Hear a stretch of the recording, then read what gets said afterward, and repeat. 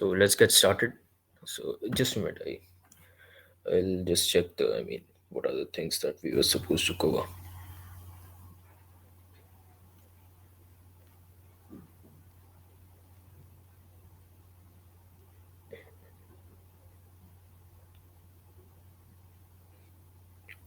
Okay, first thing is what is a reverse shell? Okay, now see, the idea is how many of you remember what's a shell?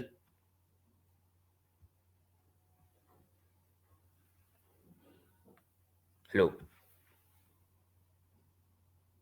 I mean, you don't have to write the definition, just say yes or no.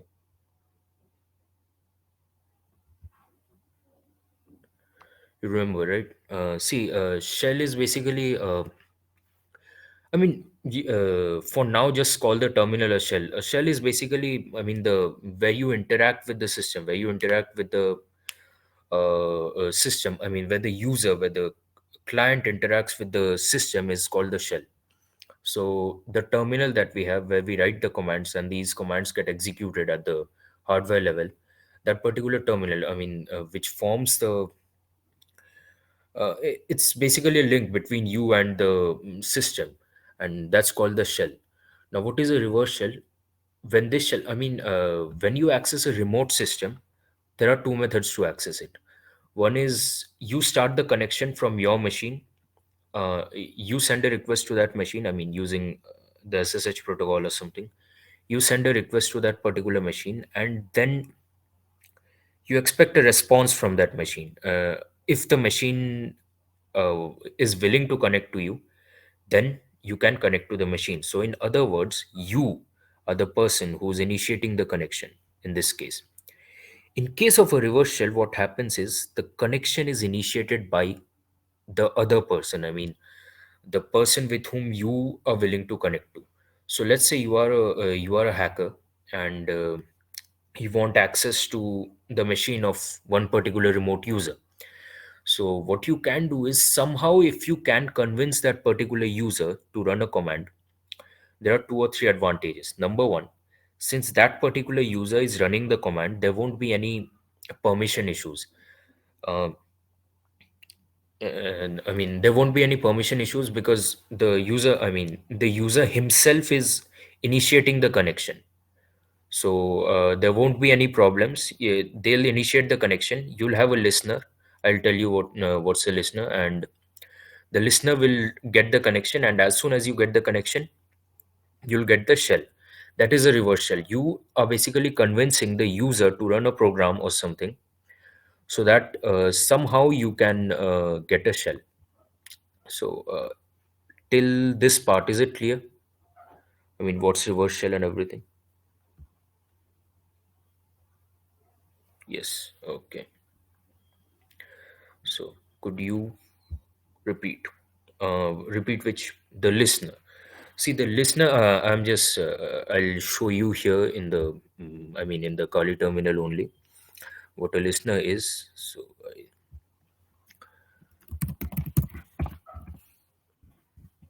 okay.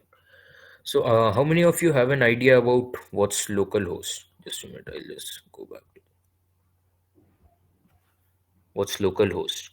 Web developers here.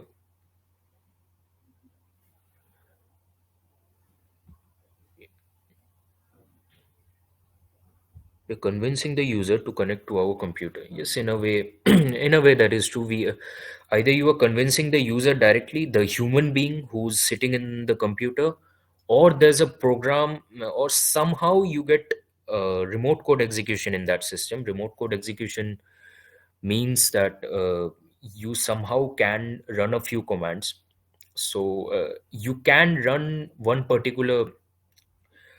two particular commands and somehow generate a connection to connect back to your machine only. So you can either convince the person himself, or somehow, if you have remote code execution in that particular system, then you can initiate the connection. Okay, so yeah, localhost. I don't think anyone other than Abhirup Mukherjee has responded to that question. So the thing is, what localhost is basically uh, yeah, your machine. In a way, you can call it your machine. Local host is basically like if you serve up. I mean, if you're trying to test your server or anything when you are developing a website or something, then normally you start up your server on your local host so that you can connect to your server itself and check what's going on. So right now, what I'm doing is I'm setting up the connection. I'm setting up the whole attacker listener thing on my local host. So this is the thing. So I'll just open up two terminals so that it's easy for you people to understand. These are the two terminals, and what I will do here is I'll just write attacker, and this is the victim.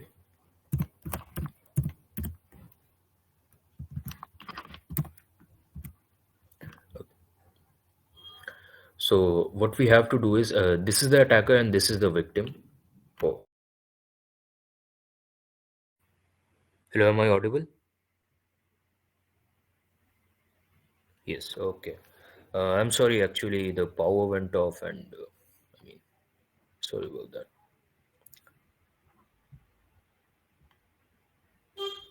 The screen's visible, right? Yes, okay.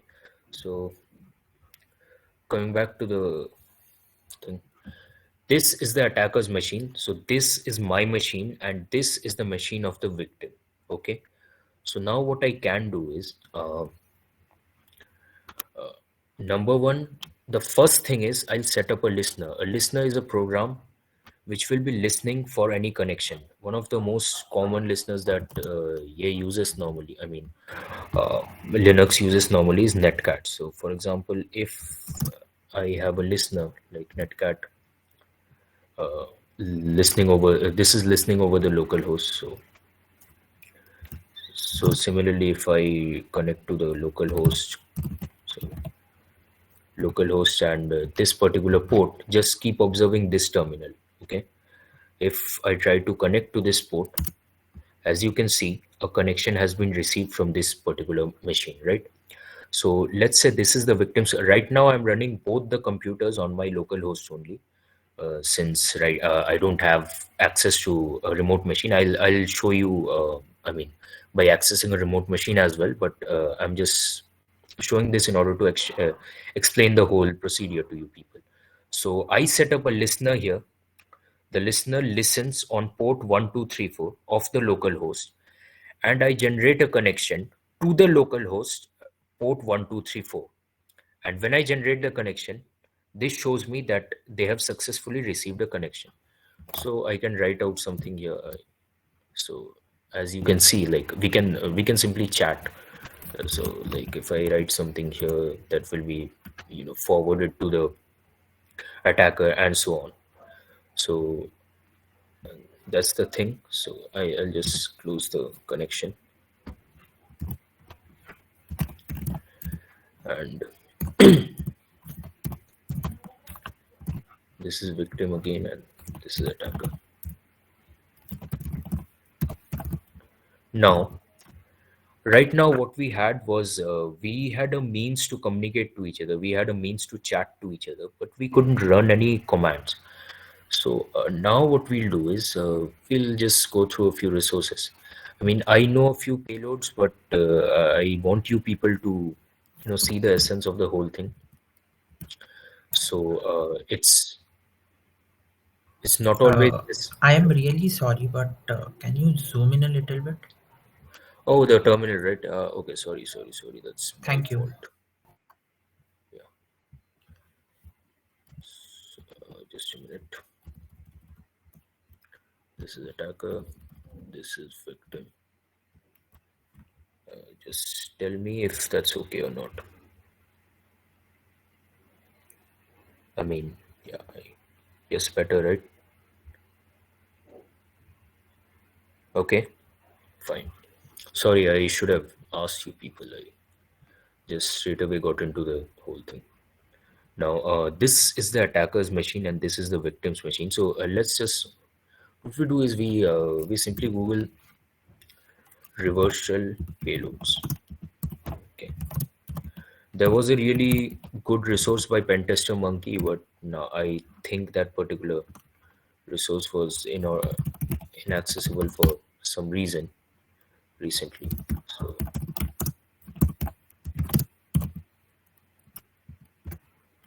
yeah, let's just take up any of the reverse shells. You have SOCAT, you have Python. Most of the machines out there they have Python. So doing the Python reverse shell is the most convenient one. So what we do here is this is the attacker. Somehow I figure out a way to first of all what I do is I set up the listener at any port. You can set it up at no, on any port. Right now I'm setting up at 1234, port number 1234. And somehow I convince the victim, or somehow I find a way to run this particular payload on the machine of the victim. Let's just paste it here. This is the payload that I want to run in the machine of the victim. If you want to find out what exactly is going on, I mean, it's not necessary, but it's a good idea. It's a good exercise to actually try and find out. For the ones who know Python here, I don't know how many of you have ideas about the socket and the OS modules. The OS module basically helps you to run commands on the, I mean, on the OS level, and do stuff on the OS level. I mean, directly interact with the operating system of the computer on which you are running. The socket is basically it's about connection. It's the TCP based connection and everything. What's important in this scenario is only one thing is really important. I mean, you can just skip over the rest of the parts. So all you have to do here is this. What you have to do is you just delete this particular part, paste the IP address of localhost, that is 127.0.0.1, as Abhiruk stated a while ago, and also the port 1234. Now if you run this, as you can see, this is the victim. The victim ran a command which caused uh, the victim ran a command which caused a connection. I mean, caused the attacker to receive a connection, and now the attacker has a shell in the victim's computer. For example, if I try to run a command, for example, who am I? As you can see, I can get the result, or the ID command. As you can see, I have the result. In this scenario, the both the victim and the attacker machine were my own machines only, so it's obviously it's not that, I mean, that interesting, but I just wanted to show you people how exactly the reverse shell works. That's why I did the whole exercise. So till now, is it clear?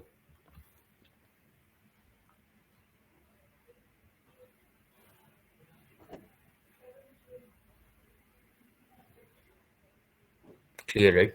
How the I mean, how the reverse shell is basically it how basically it starts the connection, that part.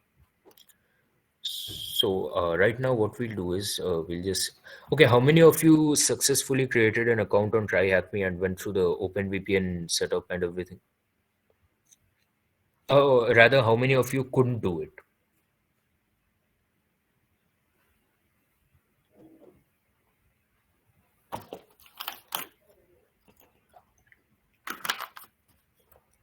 Just created the account. Okay, I think if you couldn't set up the, I mean, were you facing any problems in setting up the thumbs down here if you were not able to? Yeah, fine. Please, we can have a poll here. See, if uh, it's okay, it's fine if you were not able to create it, or create the account, or even if you created the account, if you couldn't set up the open VPN connection. See, the thing is, it will be difficult for you to follow up right now. I mean, to simultaneously go on right now. But all you can do is, what you can do is you can just follow up with what I am doing here. So that will be easier. Actually, why I told you to create the open VPN account is okay. I'll just come to that part. For now, let's just get to the part where we actually get a reverse shell and Try to exploit something. Okay, just close it down.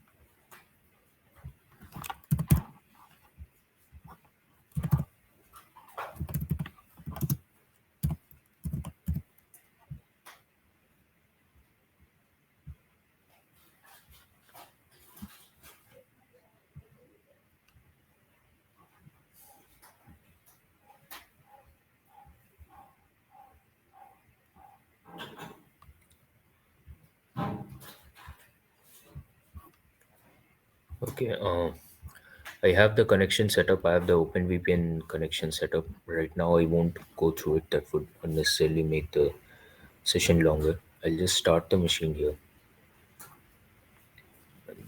You'll have to wait for a minute till the IP shows up.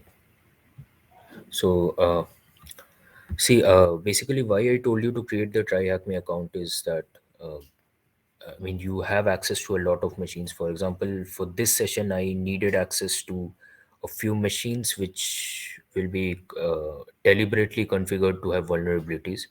And I mean, creating a machine like that is a hell of a job. So that's why I didn't directly get into it.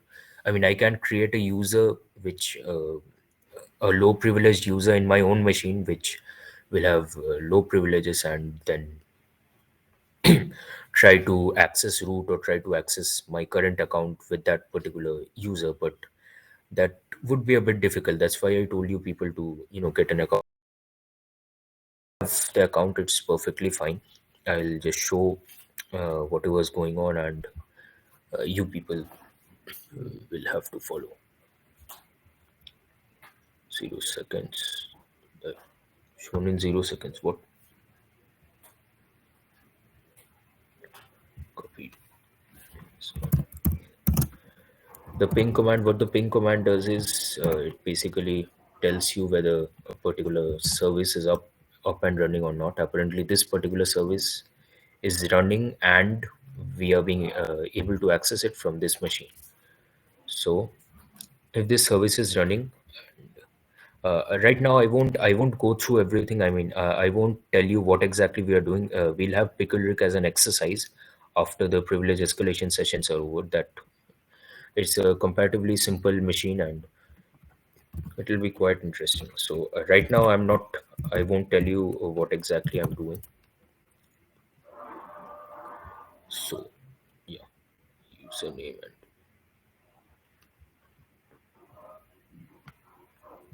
the username and everything, right?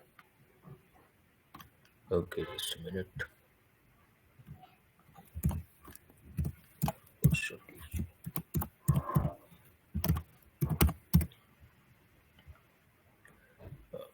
I mean, all these are spoilers to the final one. I'm sorry about that. Page source. I have done this machine earlier. That's why I know what's where.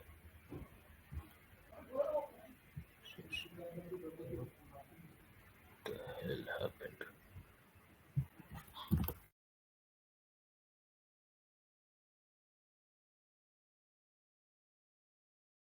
A lot of time. I'm sorry about that.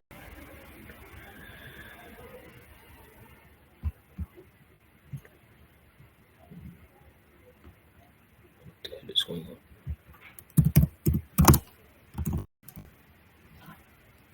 So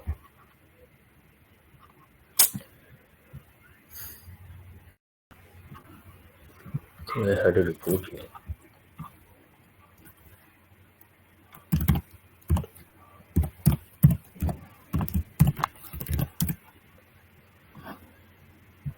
Oh, there you go.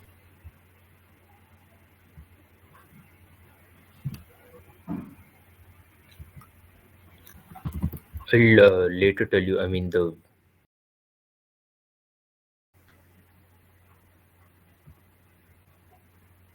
oh, did I exit? Am I audible? I'm really sorry for the network. I mean, I don't understand why all this is happening. So, am I? I mean, till which part did were you able to hear? What was the last thing you heard?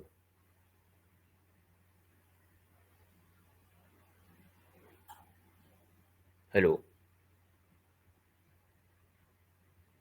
you were working on Chrome. Okay, fine. I think, yeah, it's absolutely fine because it's. I mean, as I told you, this particular the pickle Rick problem from Try Hack Me will be an exercise for at the end of the privilege escalation sessions. So, right now we won't get into the details. Right now, we won't get into the details of everything because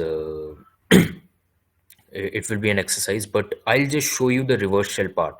I mean, how exactly we are generating a reverse shell. So the screen is visible, right? Yeah, I know I was not presenting that. Right now, is it visible?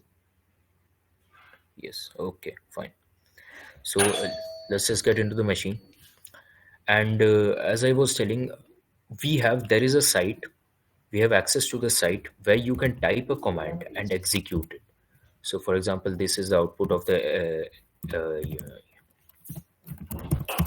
ls command. This is the output of the whoami command and everything. So you might have figured out what's happening in the backend. You are typing a command, you are posting it. I mean, you are sending a post request with that command as a parameter. That command travels to the backend, and it runs on the system, and it returns the output to to the website you are working on right now. Okay, I'm still in here. Right, fine. So this particular thing is called. I mean, you people have used the webminal, right? So in webminal, what was happening is you had created an instance in which you were typing a command, and the a similar idea, a similar thing was taking place. Not exactly similar to this scenario, but it was something similar. I mean, you were typing a command, a command was going to the backend, it was being run, and the output was being returned here. So in this problem, I mean, this particular problem, this can be a serious problem in case of some websites, and it's called a remote code execution vulnerability. Remote code execution is somehow if you can execute code on the remote system. I mean, in this case, you can directly execute code on the remote system, but I mean, in some cases, you in when you do if you're trying to do bug bounty or something, often you'll have access to a particular program which will help you to achieve remote code execution. You won't get direct remote code execution, but in this case we have direct remote code execution, so we'll take advantage of this vulnerability. What we will do here is, as I told you earlier, we can go to this particular setup, and first of all I'll have to fire up my listener. Netcat LNVP 1234. This is listening on port number 1234. Now, last time what we did was we tried to initiate a connection to this particular ocean. Or now this time what we have to do is which Python first, Python 3, I think. Yeah, you have user bin Python 3 in here. So all we have to do is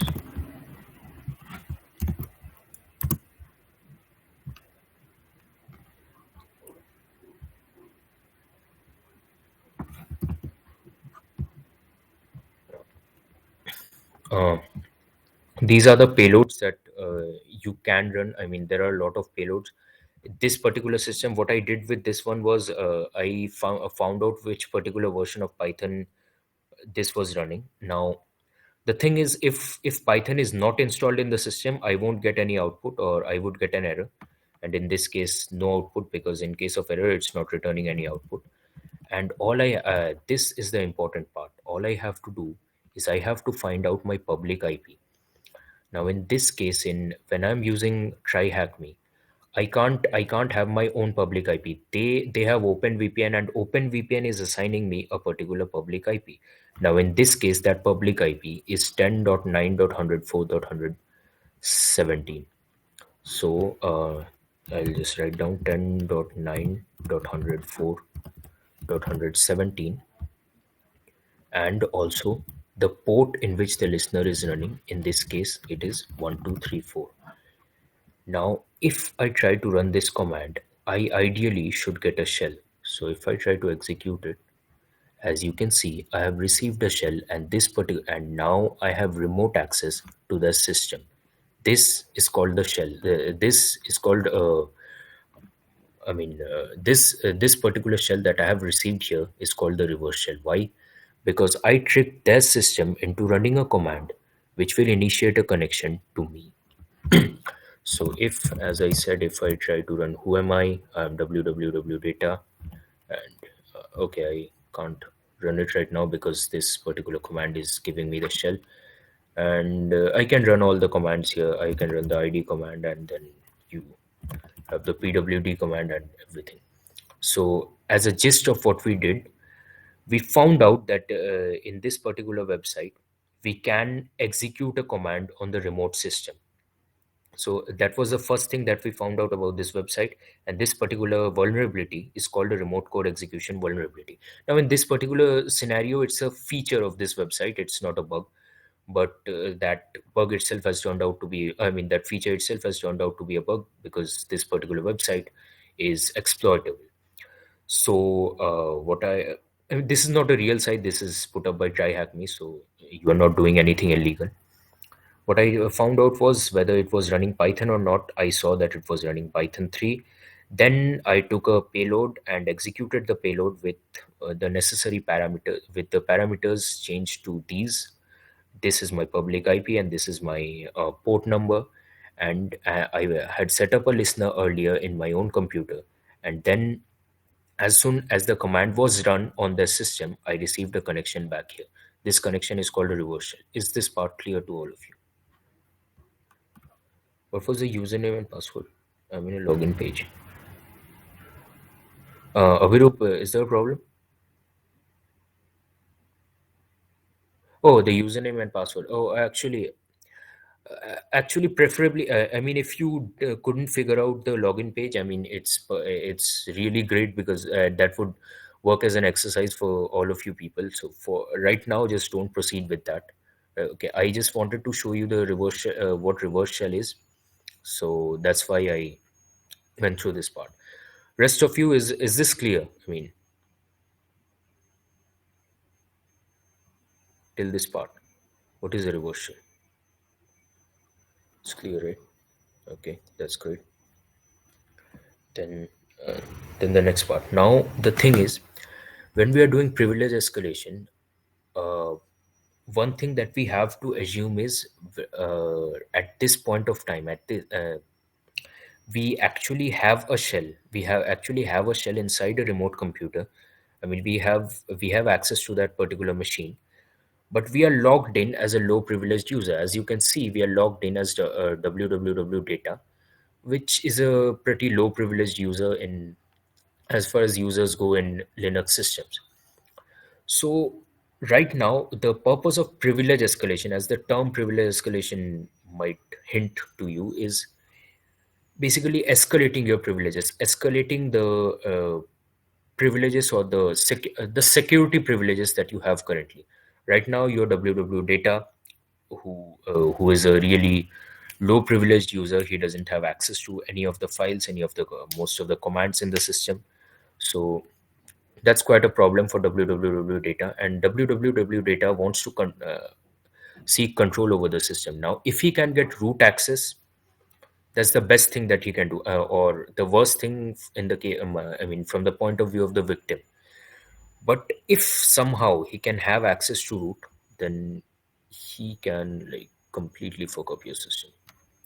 So let's just shift to another machine. We'll delete this one and we'll terminate this. And you have a machine exclusively for the purpose of privilege escalation only. I mean, it's Linux privilege escalation. Linux privileges. There you go.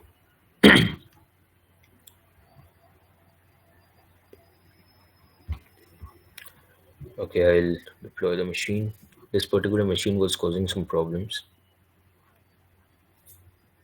so it'll take about a minute. That's really annoying. Any doubts still here?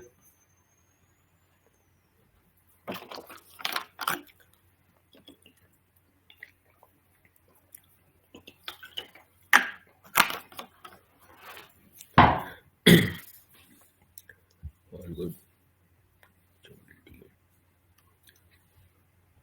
I couldn't get netcat to start with the NC command. Netcat's not working. You and your virtual machine, right? No one. Base Linux. Oh, okay. I mean, you have a dual boot or a proper Linux machine. Yeah, that's better. That's much better. So, Netcat's not working. I don't know. Try reinstalling, maybe. What's happening if when you run these commands like nclnvp 1234, nclnvp any port number or anything? What exactly is happening? Oh, did you just write an nc and then press enter?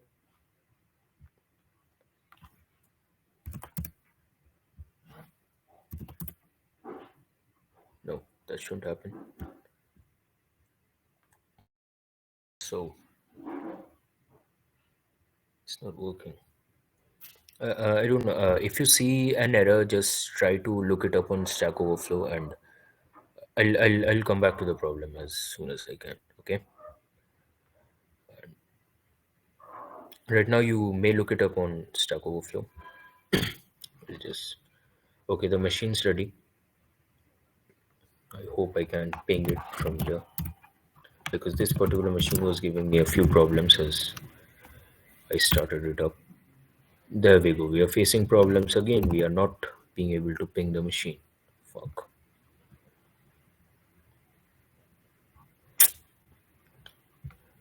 Just a minute. Start a dialog box. I hate a dialog box, but that's the only option left, I think. But why is it not starting?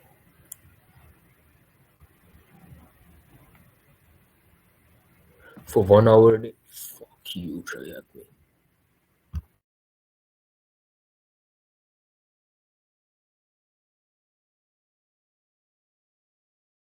Oh, there we go. We're being able to ping the system. So if we can, if we can ping the system, that means the system is up and we have access to the system. We can actually access the system. So right now, as per the instructions, you should have SSH installed, and even for the Windows users here, I mean, if you have set up your VPN, if then you can directly SSH into the system, and after SSHing into the system, after you get a shell, after that it's the same for both of us. I mean, Windows users, Linux users alike, but I'll highly recommend you people to use a Linux system, may it be a virtual machine or a dual boot or anything.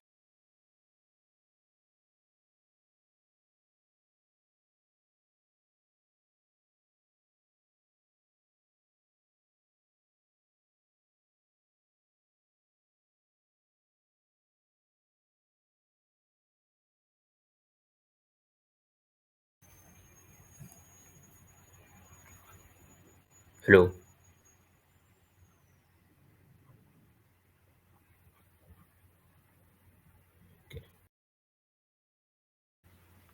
Yeah, am I audible now? I'm really sorry about the network, man. I don't under, I mean, I wasn't facing these issues in the morning, and if I knew all this, I would have postponed the session. I'm sorry about all the disturbances being caused by the network, and if this happens again, I'll try to shift over to hotspot. Okay. As I was saying, for the people who are following up with me, could you SSH into the system? I mean, is anyone following up? I mean, is anyone doing the hands-on along with me?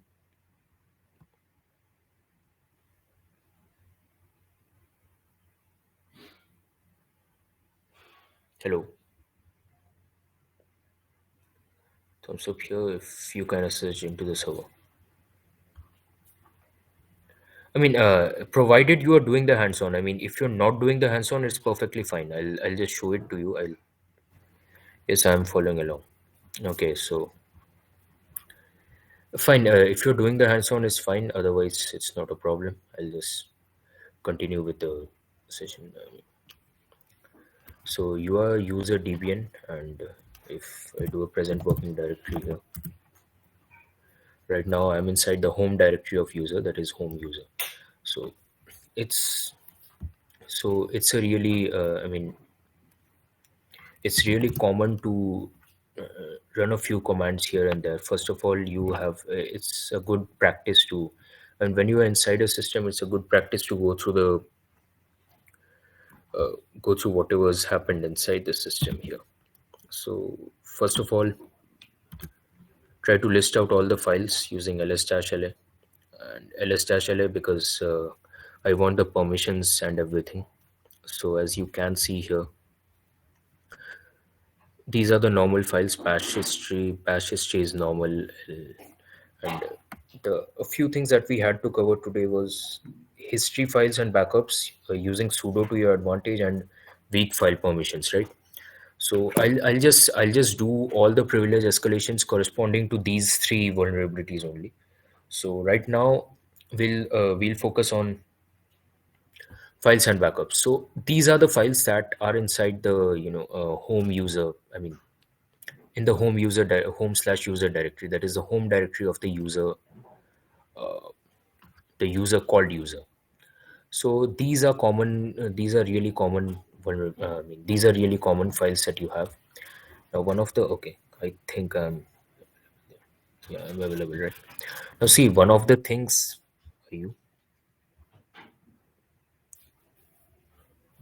Five, four.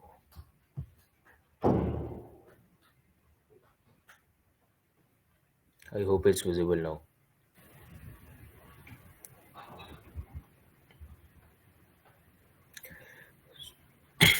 Okay. See, the thing is, yeah, as I was saying,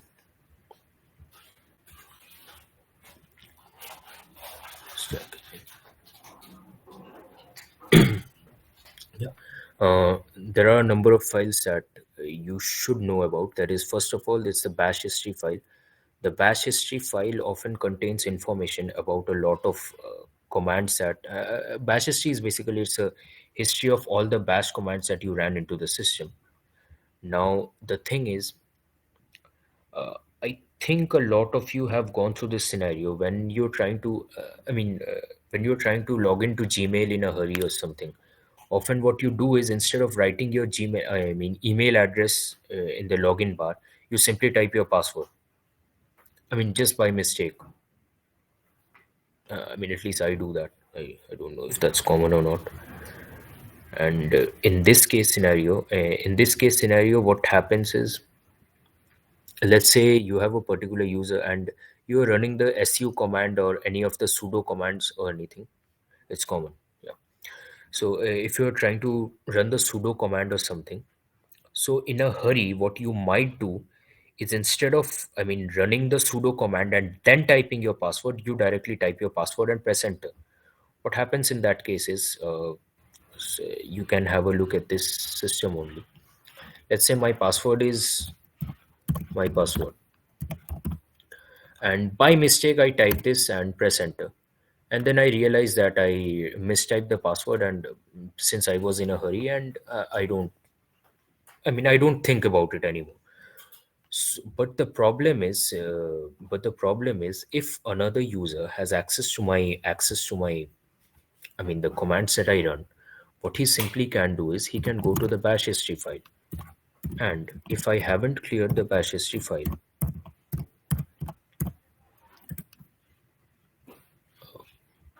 okay, well,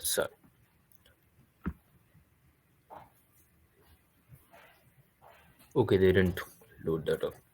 I think it's an invalid command. That's why they couldn't.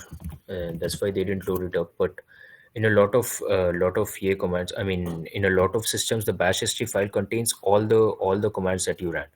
So if you go through the bash history file, and if you find a command which looks suspiciously like a password, it can be in the form of a name at the rate, a date of birth, or a name at the rate some particular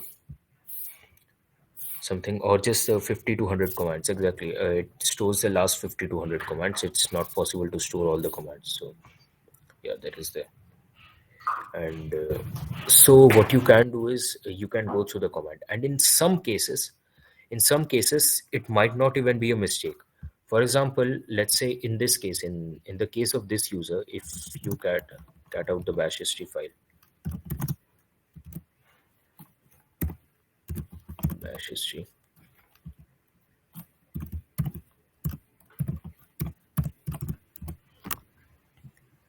you can see that this particular user is running a command mysql-h something user root dash p password 123. Now this is the password to the this is the password for the root user for using the SQL account. This is not the password for for the normal root account. For just logging in to the bash shell of the logging in as a user inside as root, right? But the thing is, it's common human nature to reuse passwords again and again. So there is a very high possibility that this password 123 might be the password to the root user as well. So what we will do is we'll just try to switch user to root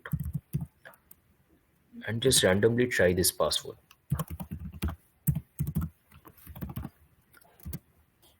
And as you can see, I use this password 123. I have access into the system as root. So we have ended up escalating our privileges by using by exploiting one particular this is not a vulnerability, but I mean, as I told you, see, the weakest link in these systems is the human being himself. So if the human being does any error, any sort of mistake or anything, you can actually exploit that particular mistake. And there are a number of mistakes that people tend to do. For example, you have the files like rockq.txt. You have a huge set of passwords. Why do you have those passwords? A lot of people are using passwords like password 123, password 321, admin, etc.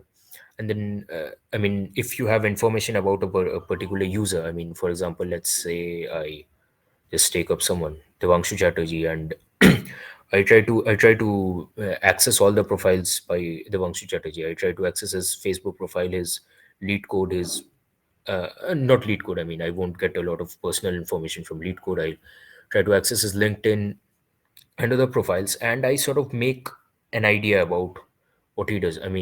I sort of make a chunk of information about his name, his date of birth, if he has a dog, the name of that particular dog, and like other stuff. And now using these information, what I can do is I can generate a word list. That word list can be in the form of name at the rate date of birth, name at the rate year of birth, anything, the common passwords, the passwords that people use normally. So I can create a word list, and then I can I know I'll know which passwords are of the form of passwords, and then I can just if I go through the file, then I'll know which particular password, which particular strings can be possible passwords. In this case, the command was really easy because I mean, this is a, I mean, SQL command that we use in order to log into the system as a particular user with a particular password. So that's not a problem. I mean, you won't have to rack your brains, but you can simply get access into the system as root. Okay, then you have service. Okay, just a minute. I'll password keys and history files. Okay, then you have the config files, right?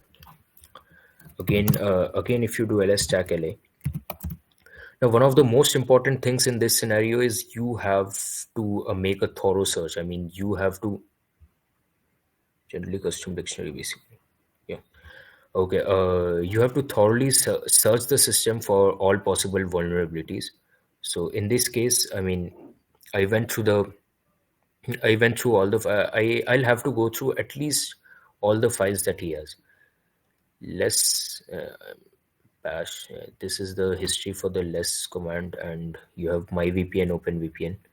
You have nano history. You can have a look at nano history if you want. Nano history. Identify. So that's not very useful for us.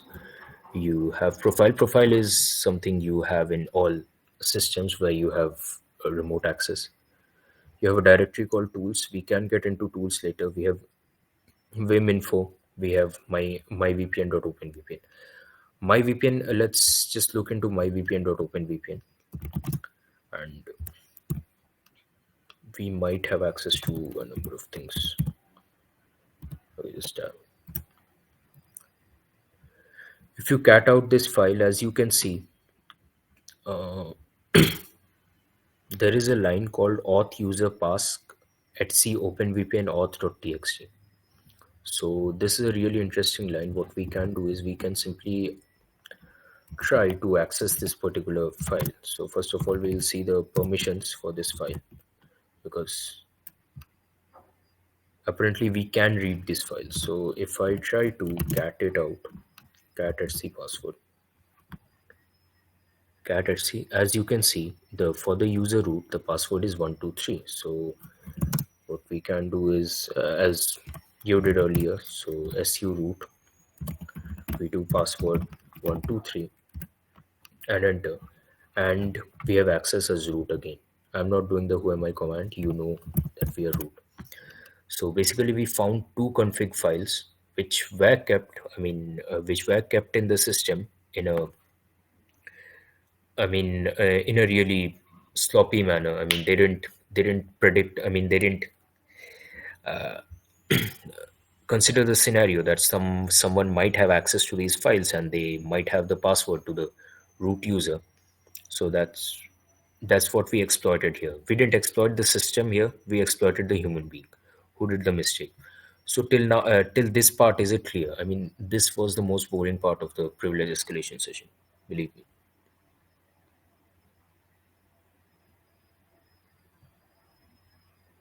Hello.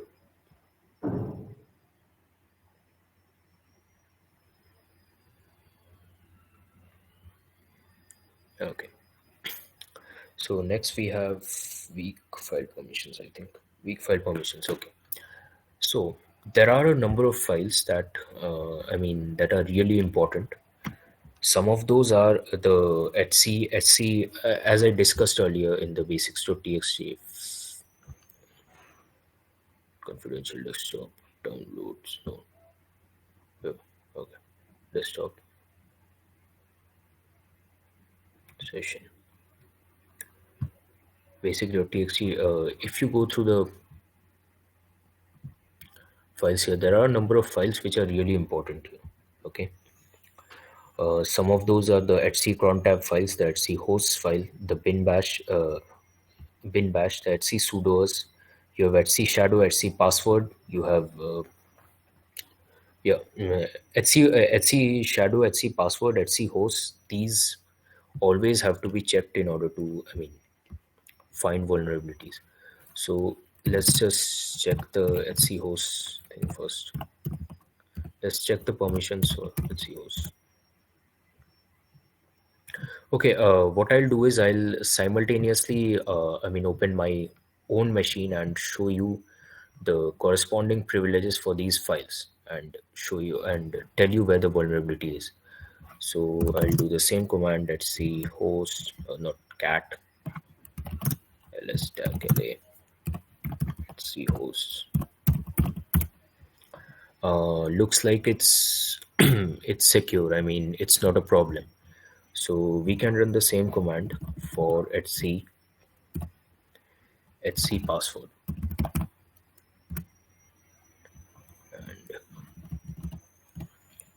etc password, and you might observe there's some difference here.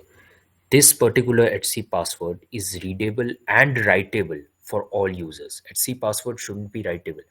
etc password readable is fine. I mean, you can like anyone can read the etc password file. It's absolutely fine. It's not a problem. But a writable etc password is a huge vulnerability. If I can, I mean, if I know the right commands, if I can exchange a password somehow. I discussed it in the last session only. Writable etc password is a huge vulnerability. We'll also view the etc. I mean, do you people remember the etc password and etc shadow files? The etc password was, yes, right. etc shadow is basically what contains all your password information. HC password is HC password. All it does is it tells the user whether that particular user has a password or not.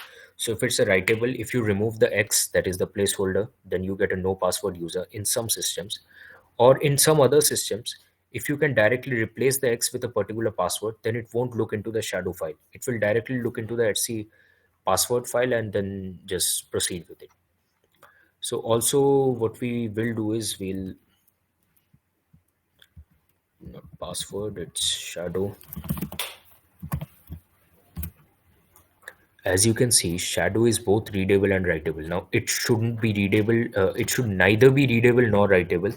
Now it's a huge vulnerability. Like a readable and a writable shadow is something else. Like that's a really, as you can see, the normal shadow file shouldn't be readable or writable or anything by any other users other than root, and it should be readable by the group of root, but not anyone else. In this case, it's readable and writable by all. So let's exploit these two vulnerabilities in order to get a root shell. First of all, we have the etc password. etc password vulnerability. What we can do, okay, let's just exploit etc shadow first. Okay, since it's readable, cat etc shadow, and I go to the root user, root. There you go. And what I do is, as I mentioned, this particular portion is the password type, the salt, and the hash, right?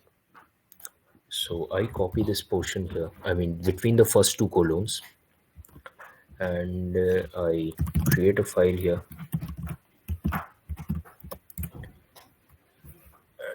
echo the whole thing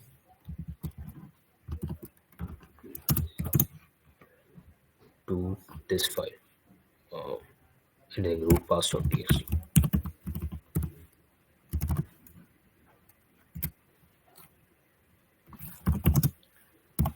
Just confirm. Yeah, this is the password. Now what I'll do is I'll simply brute force this password using and as you might remember, this 6 tells you which particular hash you are using. So you might remember this site that I told you about. You have to access this site.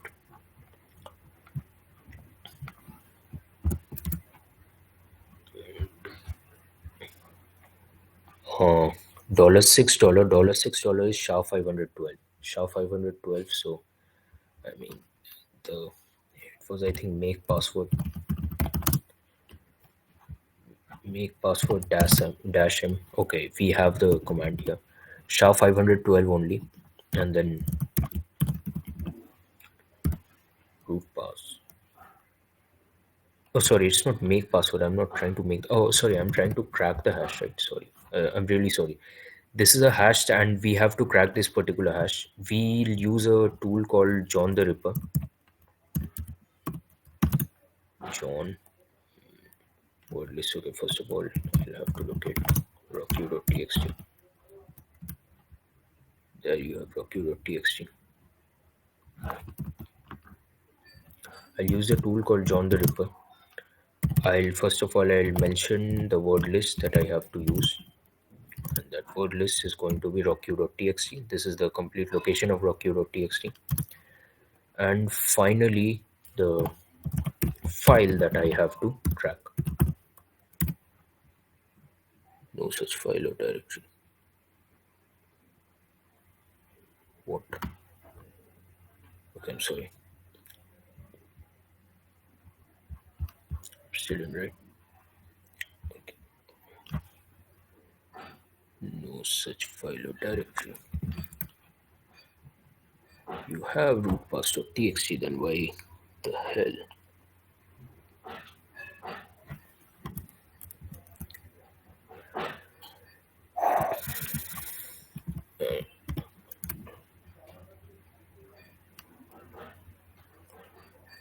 Loaded one password hash of 512 script.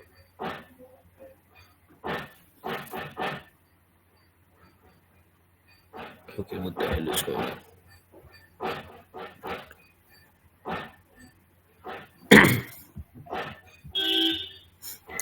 Okay, I'm sorry, I don't understand what cat root password.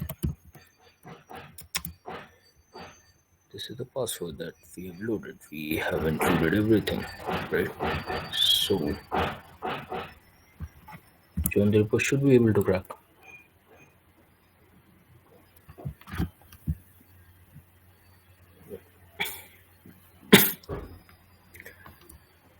Let's use it.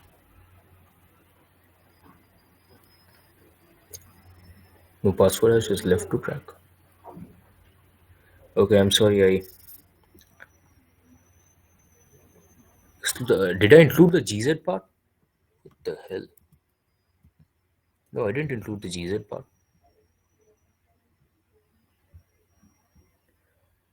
For the hash, no, actually, I don't. You forgot? at.txt. No, I think I didn't. There you go. This is the command. Okay, first of all, I have to.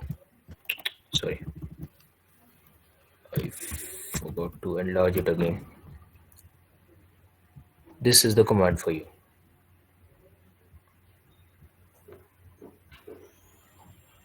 Yeah. So I don't understand what the hell is happening.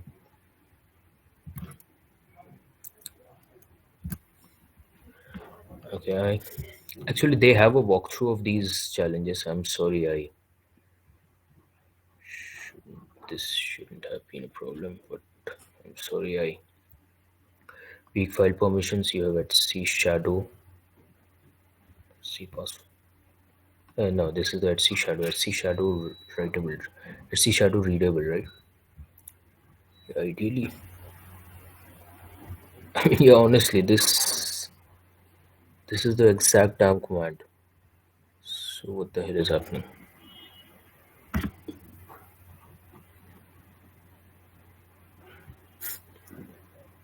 Okay, that's really unfortunate. I'm sorry I couldn't show you this part, and I'm really sorry about it. But okay, I'll just tell you what these things do. I mean, the John is a password cracker basically, and it's used to crack zip files. It's used to crack, I mean, SSH keys and everything. So ideally, it should be able to, I mean, crack this particular password. I mean, this particular file using. I mean, it should be able to crack this particular password, but it's not being able to crack this password. So that's quite unfortunate. And I'm really sorry that I couldn't show you people. Let's move on. I think we'll have to move on to the next vulnerability. That is the readable, since the time is limited, and I mean we can look it up on Stack Overflow, but I don't think time will permit us. So well, let's just move on to the readable file permissions.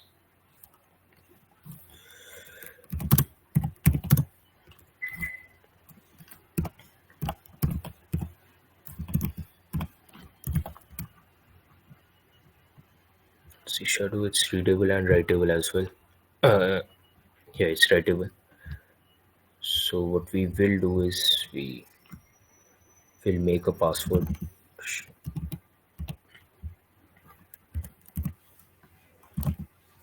Make password shell. And as you have noticed, these passwords are all SHA-512 passwords. So like it can be anything. Let's say QWERTY or something. And you have the whole password with you.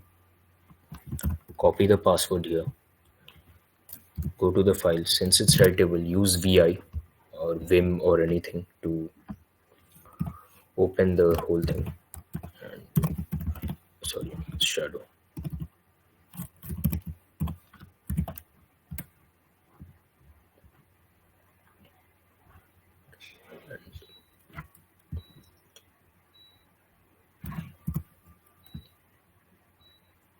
I'm in the insert mode right now.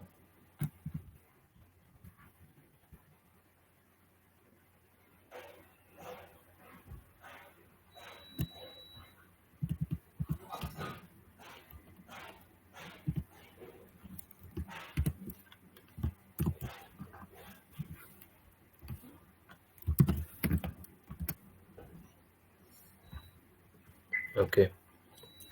Now what we'll do is we'll try to change to root. We'll try to log in as root, switch user to root, using the password QWERTY that we set up right now. Authentication failure. What the hell?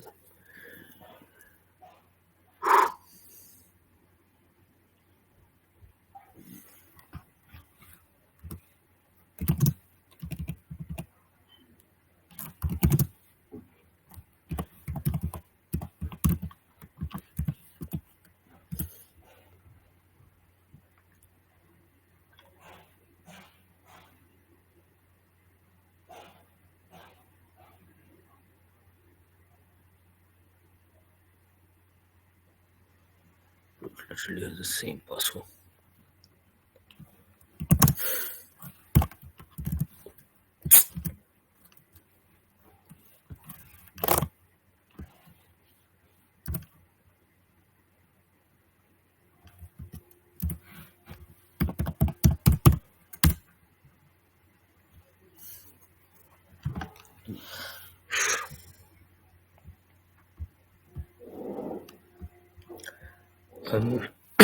I'm I'm sorry about. Okay, I'll just try again with another password. That's it.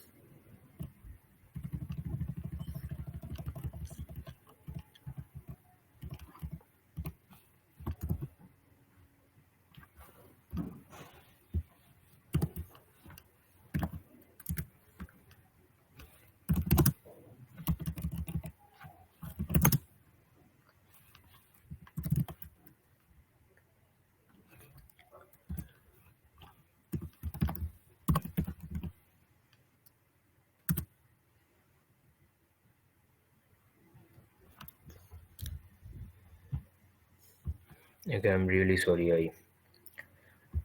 I don't understand what is going on here, but I I'm not being able not being able to get access to the access as root. I mean, I really don't understand.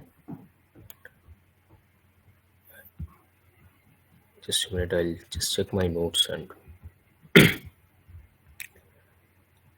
really make password dash in case of writable. Let's shadow. This is a command. I mean, this is the here that is used. I mean, I just simply this is the password that is used to. I mean, this is the hashing algorithm, and this is the password that you use. But I don't understand. I'm really sorry about the whole let's see shadow thing. I mean, I couldn't show either the readability or the writability of Etsy shadow. I'll just, I mean, just let's just skip the weak file permissions part. And what I'll do is, what I'll do in the next session is I'll surely make sure that I go through the whole thing, and I'll then try to explain what the problem is, okay, and whatever happened in this session.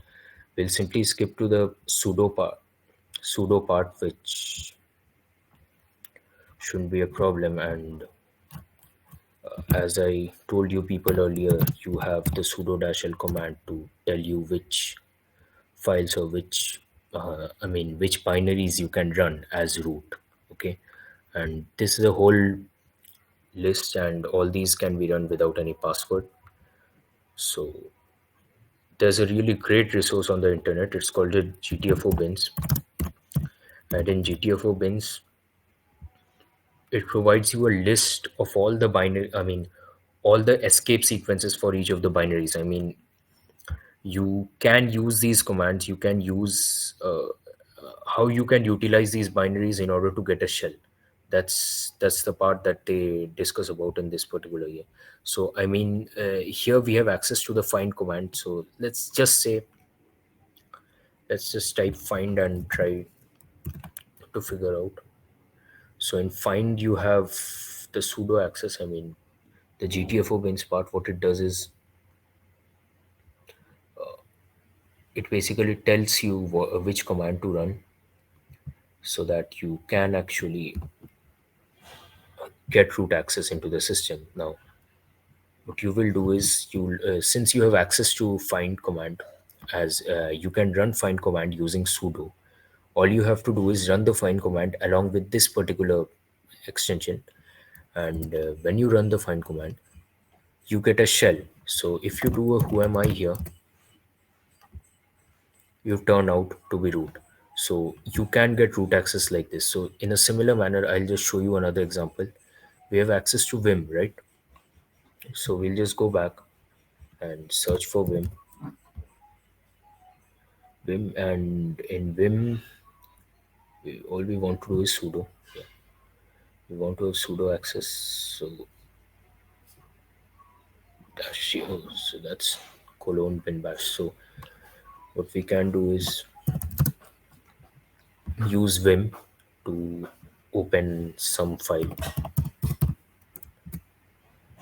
and we have successfully done it.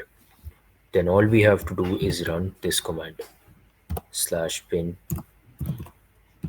slash sh or bin bash. That would work too. Oh, sorry, forgot the exclamation mark. If I run it, oh, okay, I was already root, right? Sorry. I'll exit from this particular shell. Okay, exit again. Exit user dbn. So right now I'm user dbn again. I'll run the sudo vim command. So, sudo. Remember, you have to run these commands using sudo. Otherwise, you are not running the command with root as root, and then you won't be able to access the whole thing, any file. So now all you have to do is this. exclamation mark bin bash.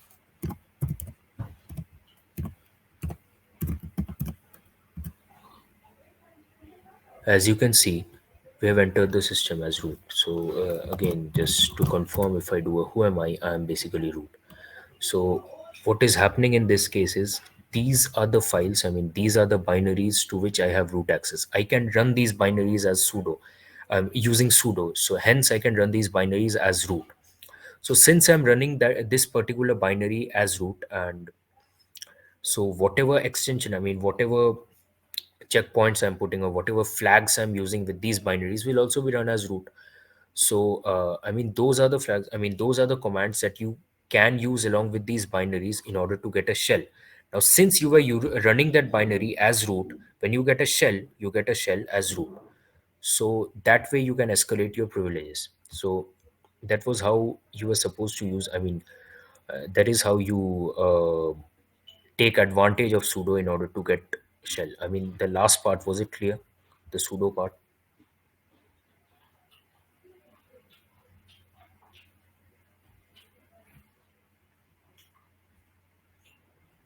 Anyone else?